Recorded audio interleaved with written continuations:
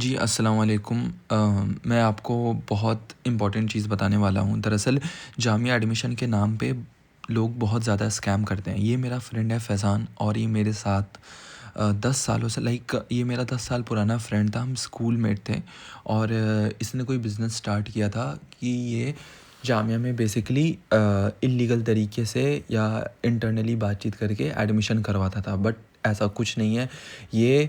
और इनके इसके ऊपर जो भी बंदे थे वो सब स्कैम करते हैं। मैं आप ये वीडियो इसलिए अपलोड कर रहा हूँ ताकि लोग आगाह हो जाएं। जो नए नए लोग हैं उन्हें बहुत इंटरेस्ट रहता है कि हमारे बच्चों का जामिया में हो जाए किसी तरीके से, किसी भी तरीके से वो पैसे इन्वेस्ट करने को तैयार हो जाते हैं। तो मैं आपको बता दूं, जामिया एक सेंट्रल यूनिवर्सिटी है। वहाँ पे कोई भी ऐसे एडमिशन नहीं ले सकता। अगर आपके पास स्किल है, अगर आपके पास टैलेंट है, तो आप एग्ज़ामिनेशन क्लियर करके ईमानदारी से चले जाओ, कोई रोकने वाला नहीं है आपको, ठीक है। लेकिन अगर आप ऐसे एजेंट्स के चक्कर में पड़ जाते हो जो बोलते हैं कि आप मुझे 50,000 एडवांस दीजिए और 90,000 एडमिशन के बाद, तो ना तो एडमिशन होगा, ना तो आपको 90,000 देने की ज़रूरत पड़ेगी, वो 50,000 लेकर फ़रार हो जाएगा।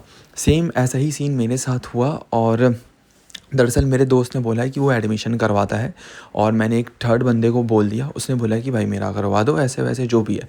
सो फिर मैंने इसको बोला, मुझे इस पर ट्रस्ट था क्योंकि ये इतना पुराना मेरा दोस्त था। मैंने इसको बोला कि भाई एडमिशन वेडमिशन करवाना है, तो ये झूठ पर झूठ बोले जाए कि आज ही मैं एक एडमिशन करवा कर आया हूँ, कल ही एक एडमिशन करवा कर आया हूँ। ये सारी चैट्स ना मैंने अपलोड कर ली है, अपलोड कर दिए ताकि आप विद प्रूफ देख लो कि कैसे लोग पागल बनाते हैं। तो फिर इसने बोला ठीक है। फिर वो बंदा भी रेडी हो गया, ये भी रेडी हो गया। और फिर गलती मेरे से ये हुई कि मैंने उस बंदे से एडवांस लेकर इनको पकड़ा दिया। और जब इनको पकड़ाया तो फिर इन्होंने ले तो लिया। फिर इन्होंने बोला कि राउंड 1 में नाम आ जाएगा, नहीं तो राउंड 2 के cut off list, like round 2 के वेटिंग लिस्ट में नाम होगा। तो फिर हम इसके लिए वेट करने लगे। ऐसा कुछ नहीं हुआ, ना राउंड 1 में नाम आया, ना राउंड 2 में आया। इन्होंने बोला राउंड 3 में वेटिंग लिस्ट में नाम आ जाएगा। राउंड 3 में भी नहीं आया।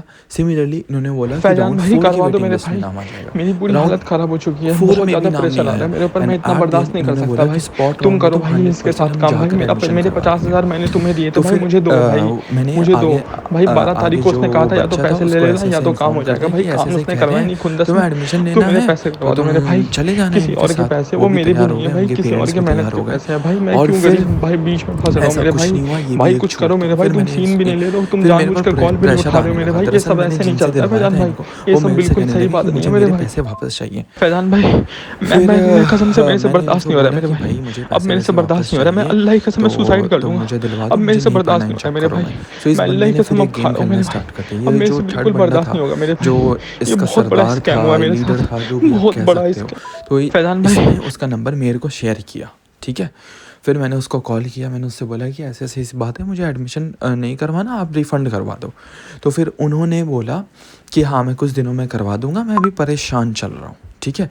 फिर ये गेम क्या खेलते हैं, फैज़ान बोलता है मेरे से कि अब तुम डायरेक्ट हो गए उनसे, तुम डायरेक्ट बात कर रहे हो, तो मुझे इन्वॉल्व मत करो, मैं इन किसी चीज़ में इन्वॉल्व नहीं हूँ। आप देख रहे हो कैसे मैनिपुलेशन गेम खेलते हैं ये। और फिर एट द एंड ये हुआ कि मुझे अपने जेब से उनको पैसे देने पड़े। तो फिर मैं इतना कैपेबल था कि मैं दे सकता था, तो मैंने दे दिया। लेकिन बहुत सारे ऐसे लोग होते हैं जो इस टाइप के फिशिंग में फंस जाते हैं। सो जामिया एडमिशन क्लोज़ है।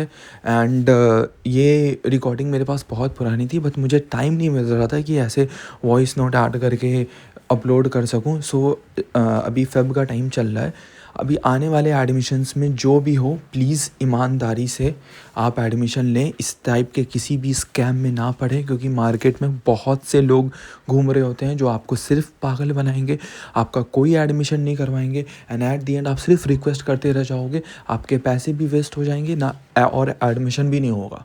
सो इट्स अ रिक्वेस्ट, ऐसे स्कैम्स में ना पड़े।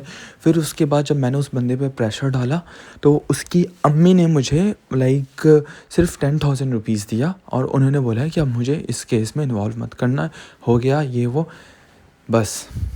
सो आप देखो कि 50,000 लेकर बंदा 10,000 वापस करता है। और इसकी अम्मी बाकायदा मेरे से माफ़ी मांग रही थी कि हमसे गलती हो गई, इसलिए ये लड़का बहक गया था, क्योंकि जो थर्ड बंदा था, जो इसका सरदार था, उसने इसको धोखा दे दिया था।